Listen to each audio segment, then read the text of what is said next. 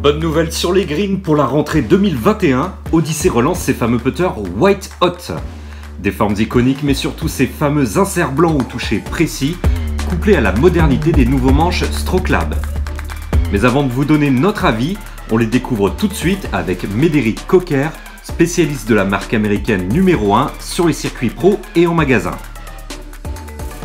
Février 2001, donc ça fait 20 ans qu'on a développé cette technologie de tête de putter en acier dans lequel on vient insérer ici, qu'on vient ajouter par la suite cet insert en uréthane.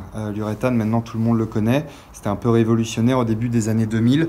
C'était le même matériau qu'on utilisait dans nos balles. Et l'avantage de tes inserts rapportés, c'est d'avoir beaucoup de stabilité, un putter de qualité, mais en même temps avoir quelque chose de très doux, une sensation très douce, du contrôle sur les profondeurs, un peu plus de régularité au niveau de la dispersion.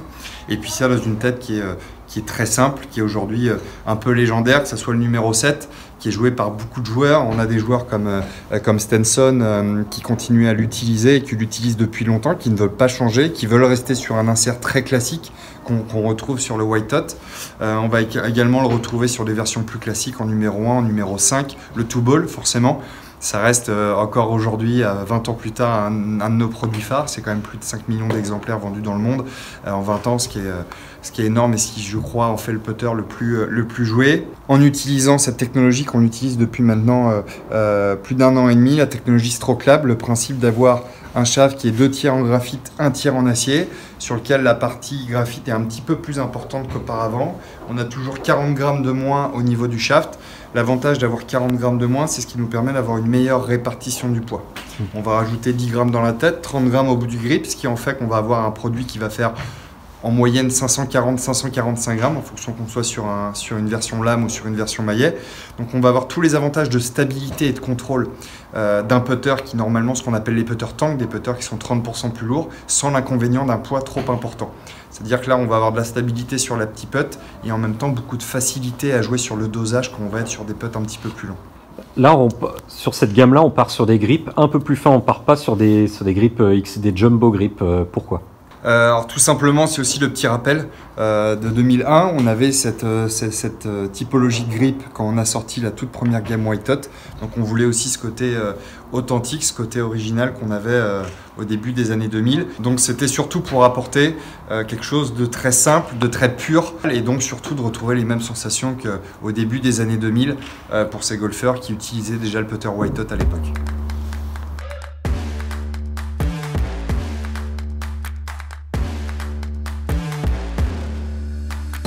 Voilà pour ce retour des White Hot sur le marché. Personnellement, je suis le premier ravi de ce comeback des inserts blancs.